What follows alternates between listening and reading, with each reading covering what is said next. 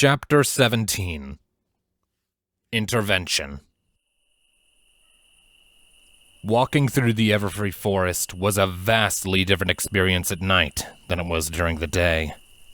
The silver light of the moon was far less capable of piercing the leafy canopy than its golden sister, leaving most of the woods draped in darkness.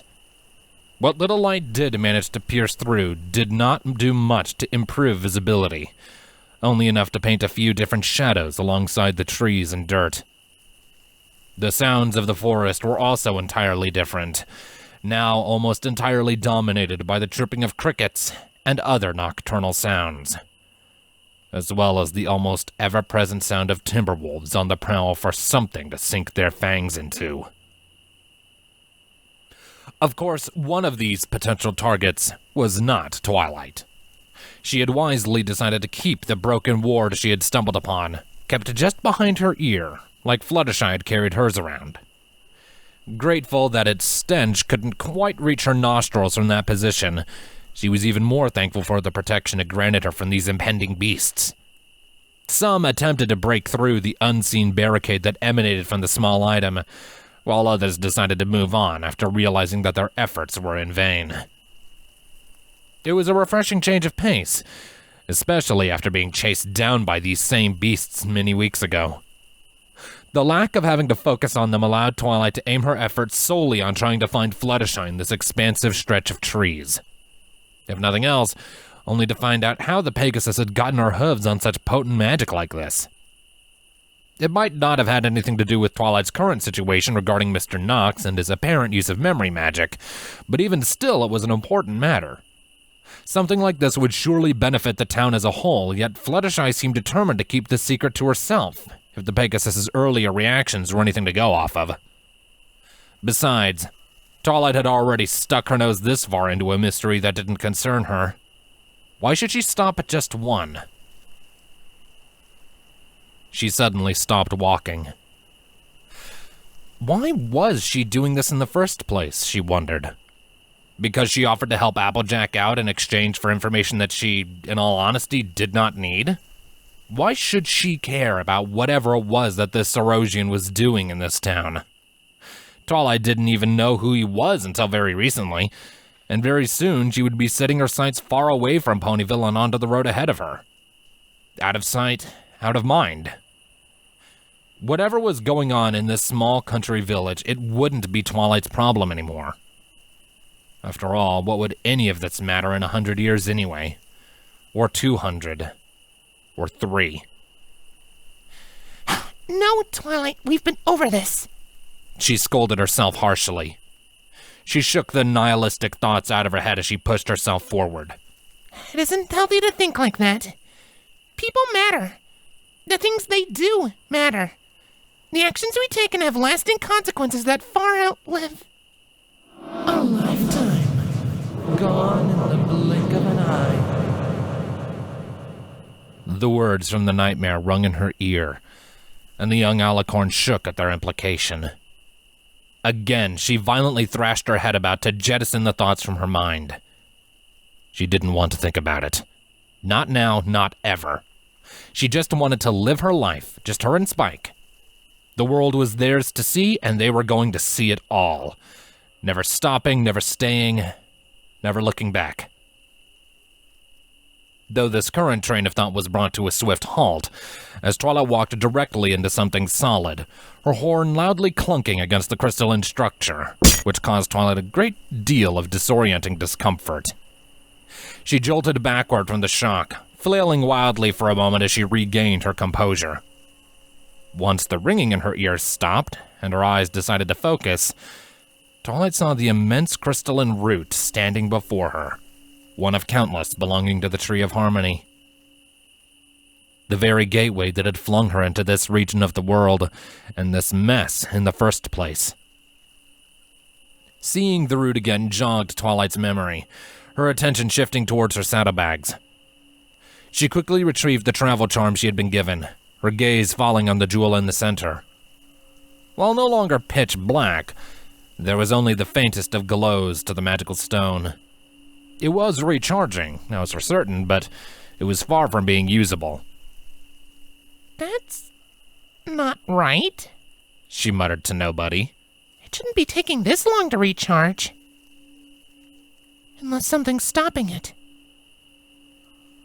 Twilight looked back up to the crystal root, unmoving and untouched by the countless eons it had stood here. She thought back to how she was brought to this forest, how she had spent an undetermined period of time floating around in that endless astral abyss. Up until now, Twilight hadn't put much thought into this. But continuing her recent streak of being overly inquisitive, she began to question the nature of her accidental arrival. We could have come out anywhere. So why here? She squinted at the crystal arch as if it would actually answer her questions. And indeed, it probably could, if it had some way of communicating. Not a single soul, living or dead, knew quite for sure what exactly the Tree of Harmony was. At first, it was believed to just be an unusual natural phenomenon. But several key events in Equestria's history, and likely some from well beyond that history, suggested that there was something more to the tree. Since then, hundreds of thousands of theories had come into existence over the lifespan of civilization as to what its true nature was. Most of them agreed on one thing, if nothing else, that the Tree of Harmony was wise beyond all mortal comprehension, and it had proven this in the few but significantly meaningful times it had acted in the affairs of the world. Twilight knew this. Just about everyone in Equestria did. It was a common topic in general history class. There has to be a reason for sending us here, right? She asked, pacing to and fro before the stone structure she thought out loud. I mess up the spell and just happen to end up a stone's throw away from both Camelot and one of the most important historical sites in relatively recent history? The portal could have led anywhere, or nowhere, so why here? She stopped in her tracks and looked up to the crystal root with wide, waiting eyes. But, of course, the pony's questions were left unanswered. Understandably so, considering she was technically talking to a rock. A rock that was connected to one of the most powerful sources of magic in the entire world, but still a rock. Nothing more and nothing less. Twilight's expression of anticipation slowly faded into one of bitter animosity.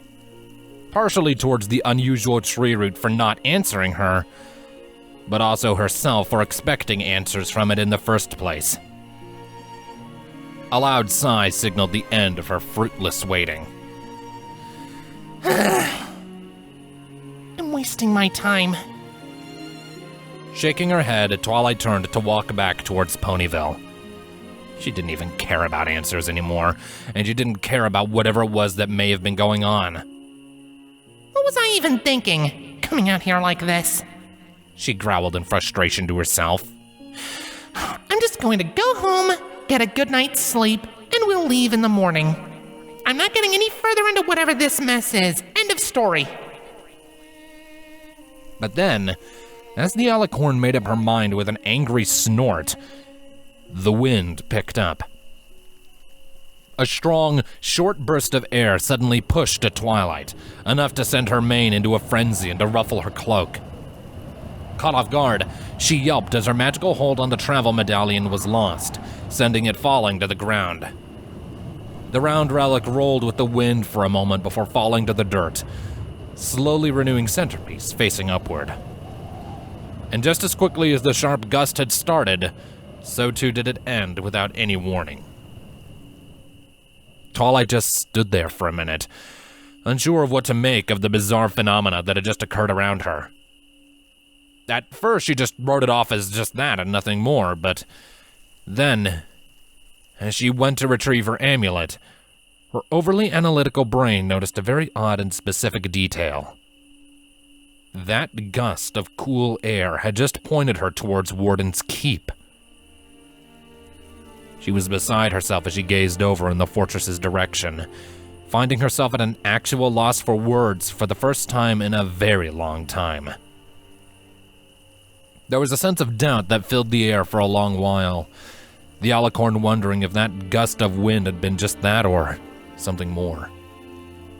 Looking to the small piece of the tree in question, the crystal archway offered nothing akin to an answer. It simply stood there in the dirt, exactly as it had since long before Twilight was born. An eternal reminder of the Tree of Harmony's presence in this world. Twilight thought of the implications of this for what felt like ages. Her mind raced back to one of the many, many books she had read in her youth. One that told the story of the Tree of Harmony and the mare who had become Equestria's first queen. The story itself was old and vague, even to the one pony in the world old enough to hear it first hoof, but enough was known to understand the general idea of what happened all those centuries ago. The tale of how, in the earliest days of pony society, when the three tribes of Pegasi, Earth Pony, and Unicorns were still at odds with one another and the spirit of chaos itself, the mare who would be queen was guided towards what she came to call the Tree of Harmony. And the tree had bestowed two gifts upon her: a mighty weapon that could smite the chaos, and an immortal body that could withstand such power. It was the oldest story in equestrian history, the story of how the first alicorn had come into existence to save and unify the ponies of the region and to defeat the avatar of chaos that had besieged the world. There wasn't a single living pony in Equestria who didn't know the story in some form or fashion. But what Twilight was caught up on, in particular, was how exactly the first queen had found the tree in the first place. All historical records simply stated that she was guided there and nothing else. No further explanation existed. Any and all who would have known had died long ago. Even the second queen was ignorant of the true meaning of that part of the story, or so she claimed. Though at this moment, Twilight's sharp mind had come up with a hypothesis.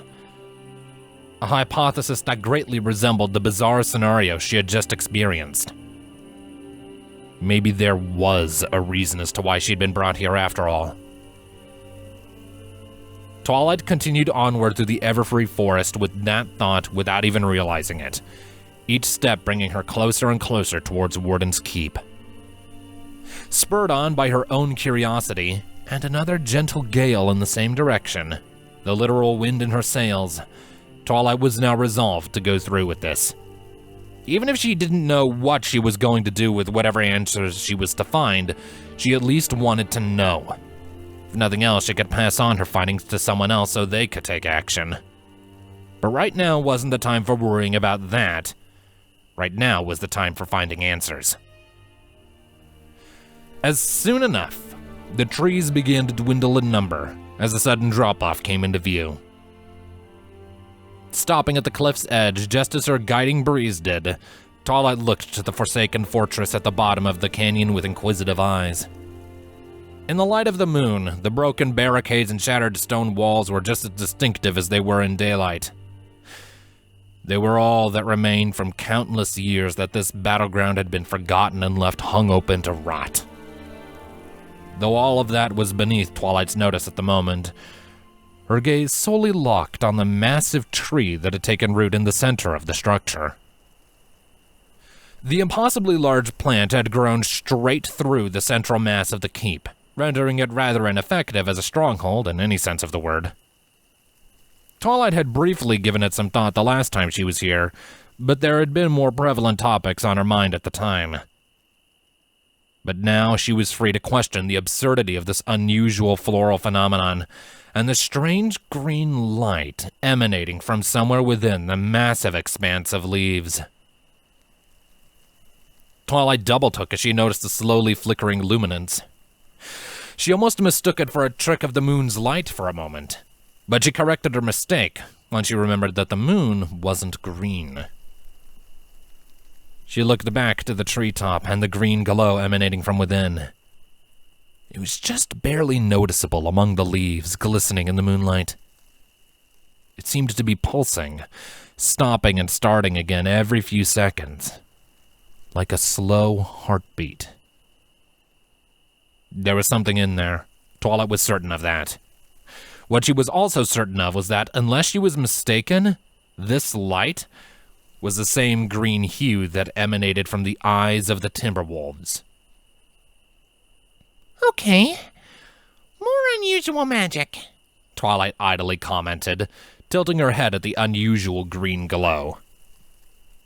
If I were a betting mare, I'd say this is what my new pen pal wanted to show me.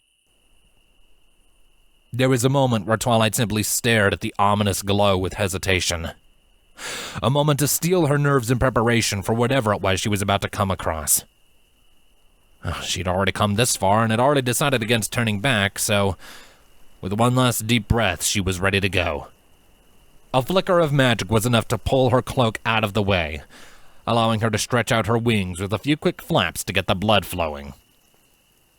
The gap between her and the treetop was too far a distance to teleport safely, especially without knowing what exactly it was that was up there.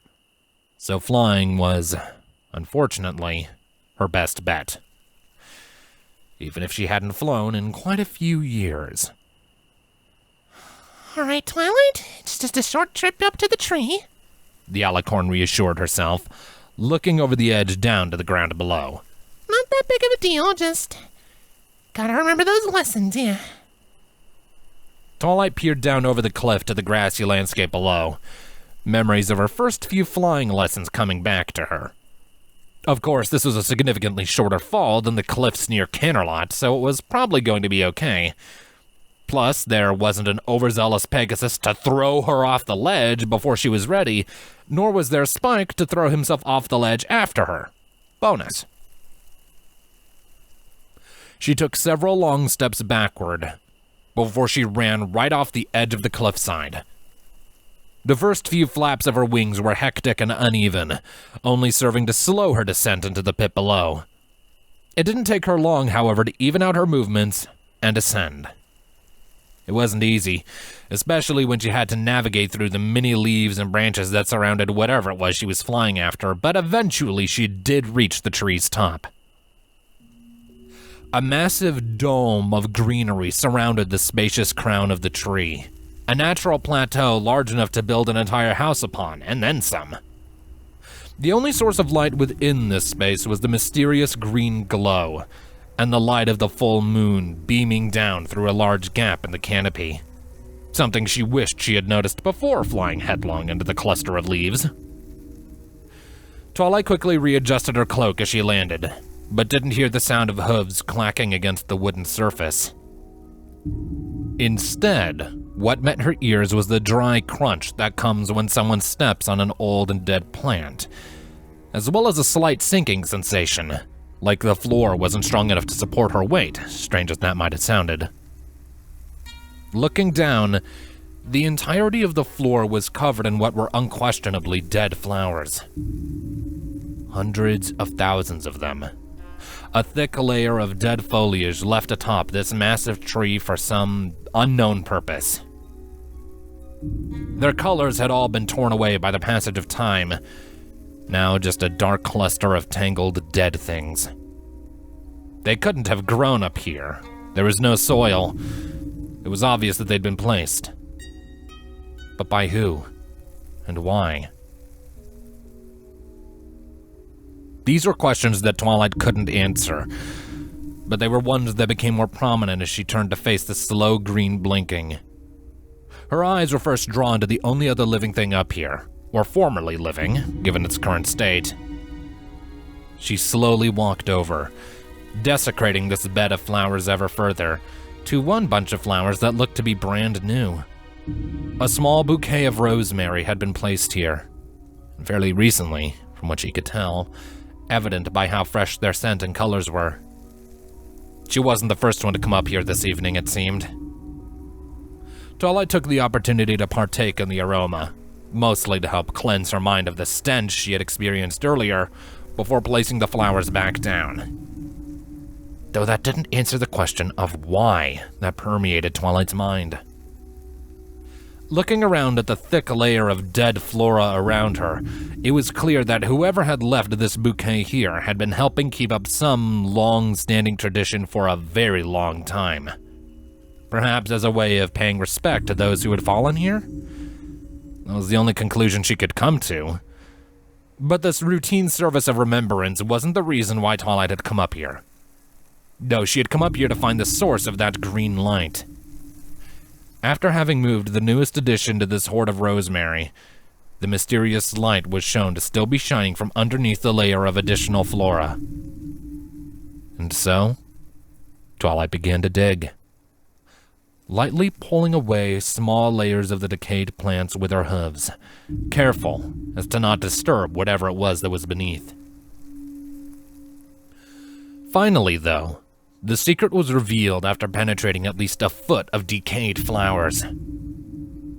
Twilight could now see the wood of the tree's crown for the first time, and the strange shard of crystal that looked to be partially embedded within the tree, the perfect size to be concealed by Twilight's hoof if she so chose.